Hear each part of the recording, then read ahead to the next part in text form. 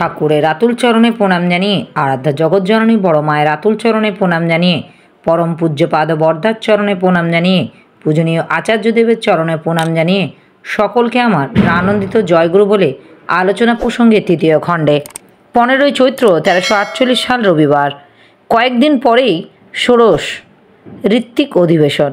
শ্রী ঠাকুর, খেপু চক্রবর্তী, কেষ্ট ভট্টাচার্য, বঙ্কিম রায়, অনিল গঙ্গোপাধ্যায়, যোগেশ চক্রবর্তী, যতীন দাস, শরৎ হালদা প্রমুখের সঙ্গে বারবার আলোচনা করছেন এই অধিবেশনে কি বিষয়ে ভালো করে চালাতে হবে। বাইরে থেকে কর্মী যারা আসছেন, শ্রী ঠাকুর তাদের কাছেও বারবার ওই একই কথা বলছেন। আলাপে আলোচনায় শ্রী ঠাকুর সর্বক্ষণ সবারই মধ্যে এক নবীন উন্মাদনা ও তীব্র সংকল্প জাগিয়ে তুলছেন। ঘুরে ফিরে ওই এক কথায় ফিরে আসছেন।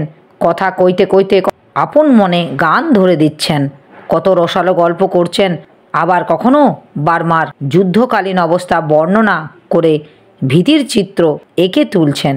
পরক্ষণে আবার নিরাকরণী বিধান দিয়ে আশা ভরসার উদ্দীপ্ত করে তুলছেন সকলকে। কর্মীবৃন্দও মাতোয়ারা মশগুল হয়ে উঠছেন এবং তার নির্দেশ কেমনভাবে মূর্ত করে তোলা যায় সে বিষয়ে নিজেদের মধ্যে আলাপ আলোচনা করে বাস্তব কর্ম পরিকল্পনা রচনা করছেন। আশ্রমে যেন এক নতুন জীবনের জোয়ার বয়ে চলেছে, যেখানে যাওয়া যার ওই কথা, ওই ধ্যান, ওই জ্ঞান, দিনের পর দিন, রাতের পর রাত এই চলেছে। আজ আবার বঙ্কিমদা, শরৎদা, প্রফুল্ল প্রমুখ সকালে নিভৃত নিবাসে শ্রী ঠাকুরের কাছে মিলিত হয়েছেন। শ্রী ঠাকুর হেসে বললেন, আমার হয়েছে নেশাখোরের মতো অবস্থা। নেশাখোর যেমন নেশাখোরের সঙ্গ খোঁজে, অন্য সঙ্গ তার ভালো লাগে না, আমারও তেমনি আপনাদের পালি মনে হয়। খেয়ারি ভাঙ্গি, আড্ডা মারি, গল্প করি, কাজ কামের ফন্দি ঠিক করি। আমার মাথায় যেমন করে পেয়ে বসে, তেমনি করে আপনাদের যদি পেয়ে বসে, তাহলে দেখতে পাবেন কাজ না করে আর রেহাই নেই। যদি শক্ত মন করেন, তাহলে শক্ত না হলে শক্ত কিছু নেই দুনিয়ায়। মনটাকে তাই মাতাল করে তোলা লাগে। মন যদি কয় করবই, তাহলে তাকে আর রোখে কে? নিজেদের ওই কর্মই ইতিবাচক মনোভাব আসলে যেখানে যাবেন তাদের মধ্যে ওই ইতিবাচক মনোভাব এসে যাবে। কোনো কাজ করতে গিয়ে তাই বিরুদ্ধ ভাবের প্রশ্রয় দিতে নেই। শরৎদা, বাস্তব অবস্থা যা তা তো বিচার করতেই হবে। শ্রী ঠাকুর, সে বিচার করতে হবে কার্যসিদ্ধির অনুকূল করে। অন্তরায় যদি কিছু থাকে তা অতিক্রম করা যায় কিভাবে, তাই তো দেখতে হবে। ভগবান মানুষকে কোথাও ইতি করে দেননি, করলে ফল পাওয়া যাবে এই অবস্থায় তিনি করেই রেখেছেন। যাদের আগের করাটা কম আছে, এখন তাদের করতে হবে বেশি। এই করাটা খুলে দেওয়ার জন্য আপনাদের উপযুক্ত সমবেগ দেওয়া চাই, আর সেই সমবেগ দিতে গেলেই নিজেদের অনেকখানি করা চাই। নচেত আমার কথাগুলি যদি শুধু তোতা পাখির মতো আউড়ে যান, তাতে কিন্তু মানুষের জড়তা ভাঙবে না, সে কাজের প্রেরণা পাবে না তা থেকে। তাই আমি বোধগ্রাহী ও কর্মপ্রবোধী স্নায়ু সঙ্গতির ওপর এত জোর দিই। যে মানুষ ভাবে করে না, তার চরিত্রের সঞ্চালনী শক্তির সৃষ্টি হয় না। করা বড় জবর মাল দুনিয়ার। বিধিমাফক করার কাজে কুর্নিশ করে সবাই। রোগ যেমন জীবনকে খেয়ে ফেলতে পারে, উপযুক্ত চিকিৎসাও আবার তেমনি রোগকে খেয়ে ফেলতে পারে। চিকিৎসক যখন রোগ চিকিৎসা করে, তখন রোগকে বাস্তব বলে স্বীকার করে নিয়ে তাকে নিকেশ করে ফেলে। আপনারাও তাই করবেন।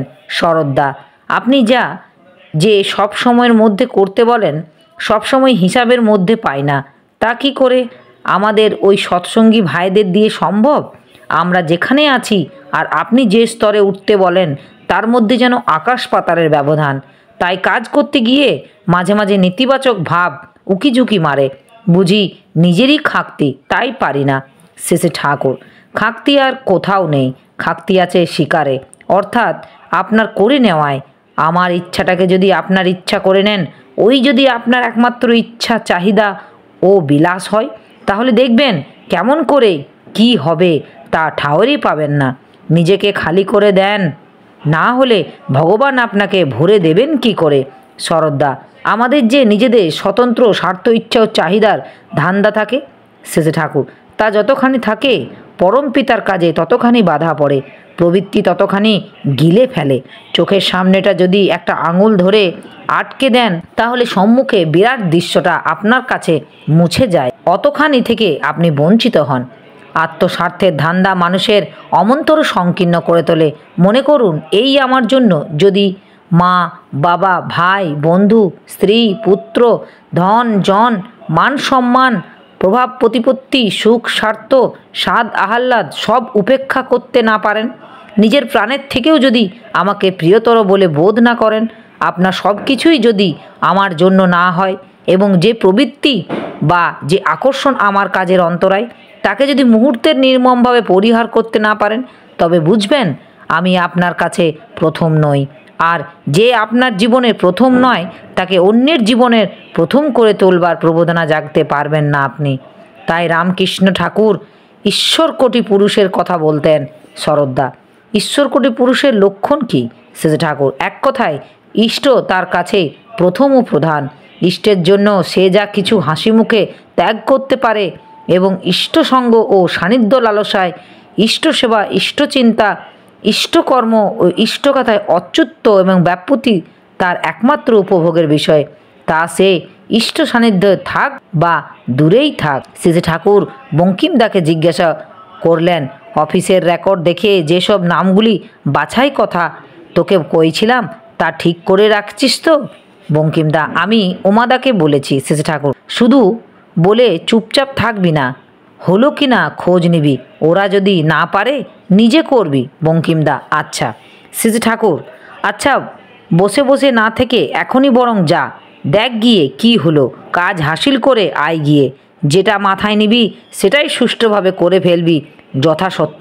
বঙ্কিমদা বেরিয়ে যাবার পর সেজে ঠাকুর বলছেন, অফিসের কাজের ভার নেবার পর থেকেই ও যেন অফিসটাকে বাড়িঘর করে ফেলেছে, সবসময় ওর পেছনে আছে, সব কাজ নখদর্পণে। শরৎদা, হ্যাঁ। বঙ্কিমদা খুব অনুরাগ নিয়ে কাজ করেন। এইসব কথা হচ্ছে এমন সময় কেষ্টদা আসলেন। কেষ্টদা এসে প্রণাম করে বসার পর শেষে ঠাকুরকে জিজ্ঞাসা করলেন, যাদের সঙ্গে আলাপ সালাপ করছেন তাদের ঝুন বোঝেন কেমন? জমি কেনা ও লোকজন এনে বসিয়ে চাষবাস করবার জন্য আপনারা যা ঠিক করেছেন তার কত দূর? কেষ্টদা, 300 টাকা করে 250 জন আশা করি হয়ে যাবে। কয়েকজনকে একটা সম্ভাব্য তালিকা তৈরি করতে বলেছি, এক একজন এক এক জেলার তালিকা করেছে, বাছা বাছা লোকগুলি যাতে আসে সেই জন্য আমরা কয়েকজন মিলে চিঠিপত্র খুব লিখছি, অন্যকেও দিয়ে লেখাচ্ছি। সেজে ঠাকুর, হ্যাঁ, সম্মেলন যাতে খুব বড় হয়, লোক যাতে খুব বেশি আসে তার ব্যবস্থা করেন। যারা দেবে বলে মনে করছেন তাদের অনেকেই হয়তো দেবে না, আবার যারা একেবারে নেংটে তাদের মধ্যে অনেকে হয়তো দেবে।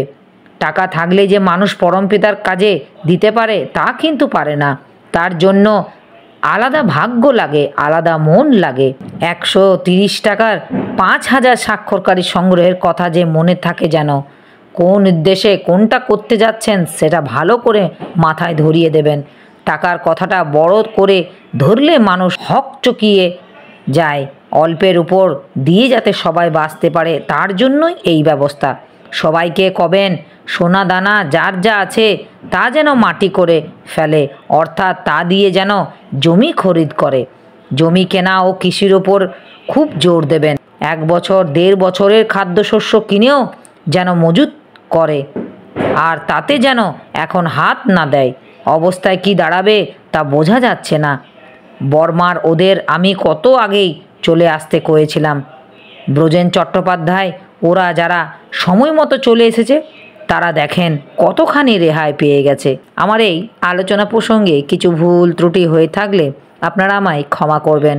উপস্থিত দাদা, ভাই, বোন, মায়েদের আমার আনন্দিত জয় গুরু।